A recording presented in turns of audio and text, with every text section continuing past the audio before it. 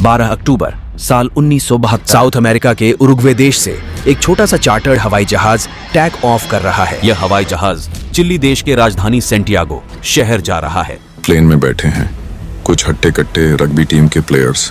Plane में total 45 passenger मौजूद हैं। उनके कुछ फैमिलीज भी उनके साथ आए हुए हैं। यह उड़ान कुछ ज्यादा लंबी नहीं होने वाली है। उरुग्वे से सेंटियागो जाने में सिर्फ 3 घंटे का ही समय लगता है। लेकिन रास्ते के बीच में आती है विशाल एंडीज की पहाड़ियाँ। यह पहाड़ियाँ दुनिया के लॉन्गेस्ट माउंटेन रेंज में से एक है। ये सुंदर पहाड़ियाँ इन प्लेयर्स के लिए एक भयानक मुसीबत बन गया है। 12 अक्टूबर के उस दिन पहाड़ियों में तूफान आ गया है। इसी वजह से जहाज आगे नहीं बढ़ पाता। पायलट्स डिसाइड्स करते हैं वो आज रास्ते में ही रुक जाएंगे। अगले दिन दोबारा से उड़ने की कोशिश करेंगे। अर्जेंटीना के मेंडोजा शहर में प्लेन को लैंड करा दिया गया है। अगले दिन 13 अक्टूबर सुबह हो चुका है। प्लेन को दोबारा से टेक ऑफ किया गया है। पायलट्स ने देखा मौसम साफ हो गया है। करीबन 1 घंटे सफर काफी सुहाना रहता है। ठीक 1 घंटे के बाद पायलट्स प्लेन को डिसेंड कराने लग रहे हैं। प्लेन सेंटियागो शहर के काफी करीब पहुंच चुका है। पायलट्स ने देखा नीचे काफी ऊंची ऊंची पहाड़ियां हैं। अब वक्त आ गया है प्लेन को नीचे उतारने का। नीचे उतरते समय प्लेन में अचानक से भयानक टर्बुलेंस देखने को मिलता है। प्लेन बहुत तेजी से ऊपर नीचे हिलने लग रहा है। इसी समय आसपास अचानक से बहुत सारे बादल भी आ गया है। चारों तरफ बादल ही बादल, कुछ भी दिखाई ही नहीं दे रहा है। प्लेन में अलार्म बजने लगा।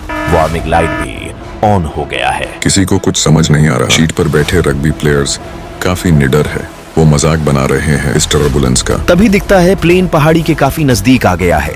पायलट्स रियलाइज करते हैं उनके ठीक सामने बहुत करीब बहुत बड़ा चट्टान खड़ा है। घबराहट में आकर वो प्लेन को ऊपर की तरफ मोड़ने की कोशिश कर रहे हैं। एयरक्राफ्ट का ग्राउंड कॉलिजन अलार्म बड़ी तेजी से बज रहा है। पायलट्स मैक्सिमम पावर लगा रहे हैं उस पहाड़ से बचकर निकलने के लिए। लेकिन अफसोस अब तक बहुत लेट हो चुका है। हवाई जहाज का पीछे वाला हिस्सा ऊपर जाते वक्त पहाड़ से टकरा गया। प्लेन के पीछे का हिस्सा टूटकर प्लेन से अलग हो जाता है। पीछे की जो 2 सीटें थीं, वो लिटरली हवा में बाहर उड़ गया।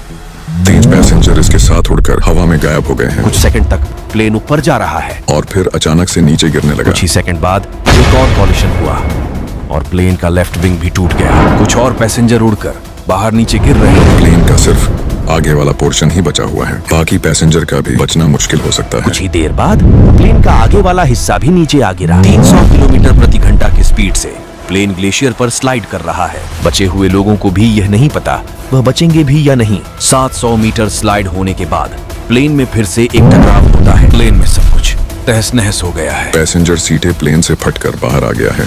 प्लेन का आगे वाला हिस्सा पूरी तरह बर्बाद हो गया है। 2 पायलट तुरंत से मारे जाते हैं। अब इस हादसे से अंदाजा लगा सकते हैं प्लेन में बैठे लोगों का क्या हालत हुआ होगा।